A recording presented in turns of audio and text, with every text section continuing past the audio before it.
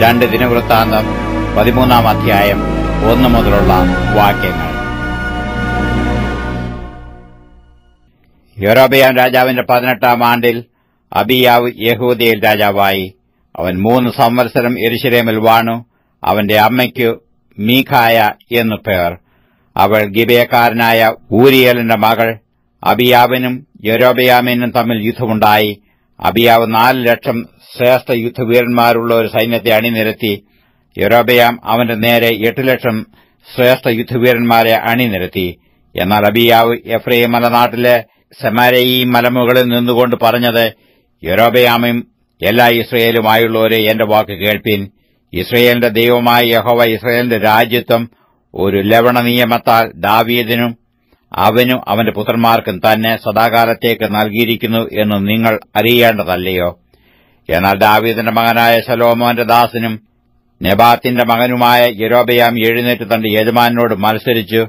നീചന്മാരായ നിസ്സാരന്മാർ അവന്റെ അടുക്കൽ വന്നുകൂടി ശലോമോന്റെ മകനായ രെഹബെയാമിനോട് ധാർഷ്ട്യം കാണിച്ചു. രെഹബെയാമോ യൗവനക്കാരനും മനോബലമില്ലാത്തവനും ആയിരുന്നതിനാൽ അവരോട് എതിർത്ത് നിൽപ്പാൻ അവന് കഴിഞ്ഞില്ല. നിങ്ങളിപ്പോൾ ദാവീദിന്റെ പുത്രന്മാരുടെ കൈവശമുള്ള യഹോവയുടെ രാജ്യത്വത്തോടെ എതിർത്ത് നിൽപ്പാൻ വിചാരിക്കുന്നു. നിങ്ങൾ വലിയൊരു സമൂഹം തന്നെ. യൊരോബെയാം നിങ്ങൾക്ക് ദൈവമായിട്ടുണ്ടാക്കിയ പൊൻകാളക്കുട്ടികളും നിങ്ങളോടുകൂടെ ഉണ്ടല്ലോ. നിങ്ങൾ അഹരോന്റെ പുത്രന്മാരായ യഹോവയുടെ പുരോഹിതന്മാരെയും ലേവ്യരെയും തള്ളിക്കളഞ്ഞു. അന്യദേശങ്ങളിലെ ജാതികളുടെ മര്യാദപ്രകാരം നിങ്ങൾക്ക് പുരോഹിതന്മാരെ ആക്കിയിട്ടില്ലയോ? ഒരു കാളക്കുട്ടിയോടും 7 ആട്ടുകൊറ്റന്മാരോടും കൂടെ കരപൂരണത്തിനു വന്ന ഏവനും ദൈവമില്ലാത്തവർക്ക് പുരോഹിതനായി തീർന്നു. തങ്ങളുടെ ദൈവമോ യഹോവയാകുന്നു. അവനെ ഞങ്ങൾ ഉപേക്ഷിച്ചിട്ടില്ല. യഹോവയ്ക്ക് ശുശ്രൂഷ ചെയ്യുന്ന പുരോഹിതന്മാരായിട്ട് അഹരോന്റെ പുത്രന്മാർ ഞങ്ങൾക്കുണ്ട്. ലേവ്യരും തങ്ങളുടെ വേല നോക്കി വരുന്നു. അവർ ദിനംപ്രതി രാവിലെയും വൈകുന്നേരവും യഹോവയ്ക്ക് ഹോമയാഗങ്ങളും പരിമള ധൂപവും അർപ്പിക്കുന്നു. കാഴ്ചപ്പം വിശുദ്ധമേശമേൽ അടുക്കുന്നു.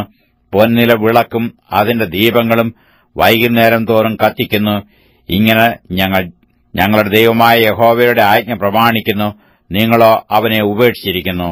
ഇതാ ഞങ്ങളോടുകൂടെ ഞങ്ങളുടെ തലവനായി ദൈവവും നിങ്ങളുടെ നേരെ ധ്വനിപ്പിക്കേണ്ടതിനും മഹാധ്വനി കാഹളങ്ങളോടുകൂടെ അവന്റെ പുരോഹിതന്മാരുണ്ട്. ഇസ്രയേല്യരോ, നിങ്ങളുടെ പിതാക്കന്മാരുടെ ദൈവമായ യഹോവയോട് നിങ്ങൾ യുദ്ധം ചെയ്യരുത്. നിങ്ങൾ കൃതാർത്ഥരാകയില്ല. എന്നാൽ യൊരോബെയാം അവരുടെ പുറകിൽ വളഞ്ഞു ചെല്ലുവാൻ പതിയിരിപ്പുകാരെ അയച്ചു. അങ്ങനെ അവർ യഹൂദ്യരുടെ മുമ്പിലും പതിയിരിപ്പുകാർ പുറകിലുമായി. യഹൂദ്യർ തിരിഞ്ഞു നോക്കിയപ്പോൾ പട മുമ്പിലും പുറകിലും കണ്ടു. യഹോവയോട് നിലവിളിച്ചു. പുരോഹിതന്മാർ കാഹളമൂതി. യഹൂദാപുരുഷന്മാർ ആർത്തു വിളിച്ചപ്പോൾ ദൈവം യൊരോബെയാമിനെയും എല്ലാ ഇസ്രയേലിനെയും അബിയാവിനോടും യഹൂദ്യരോടും തോൽക്കുമാറാക്കി. ഇസ്രയേല്യർ യഹൂദ്യരുടെ മുമ്പിൽ നിന്ന് ഓടി. ദൈവം അവരെ അവരുടെ കൈയിൽ ഏൽപ്പിച്ചു. അബിയാവും അവന്റെ ജനവും അവരെ കഠിനമായി തോൽപ്പിച്ചു. ഇസ്രയേലിൽ 5 ലക്ഷം ശ്രേഷ്ഠ യോദ്ധാക്കൾ ഹതന്മാരായി വീണു. ഇങ്ങനെ ഇസ്രയേല്യർക്ക് ആ കാലത്ത് താഴ്ച വന്നു. യഹൂദ്യരോ തങ്ങളുടെ പിതാക്കന്മാരുടെ ദൈവമായ യഹോവയിൽ ആശ്രയിച്ചതുകൊണ്ട് ജയം പ്രാപിച്ചു. അബിയാവ് യൊരോബെയാമിനെ പിന്തുടർന്നു ചെന്നു അവന്റെ പട്ടണങ്ങളെ പിടിച്ചു. ബേഥേലും അതിനോട് ചേർന്ന ഗ്രാമങ്ങളും, യശാനയും അതിനോട് ചേർന്ന ഗ്രാമങ്ങളും, എഫ്രോനും അതിനോട് ചേർന്ന ഗ്രാമങ്ങളും തന്നെ. യൊരോബെയാം അബിയാവിന്റെ കാലത്ത് ബലം പ്രാപിച്ചില്ല. യഹോവ അവനെ ബാധിച്ചു. അവൻ മരിച്ചുപോയി. എന്നാൽ അബിയാവ് ബലവാനായി തീർന്നു. അവൻ 14 ഭാര്യമാരെ വിവാഹം കഴിച്ചു 22 പുത്രന്മാരെയും 16 പുത്രിമാരെയും ജനിപ്പിച്ചു. അബിയാവിന്റെ മറ്റുള്ള വൃത്താന്തങ്ങളും അവന്റെ നടപ്പും വാക്കുകളും ഇദ്ദോ പ്രവാചകന്റെ ചരിത്ര പുസ്തകത്തിൽ എഴുതിയിരിക്കുന്നു.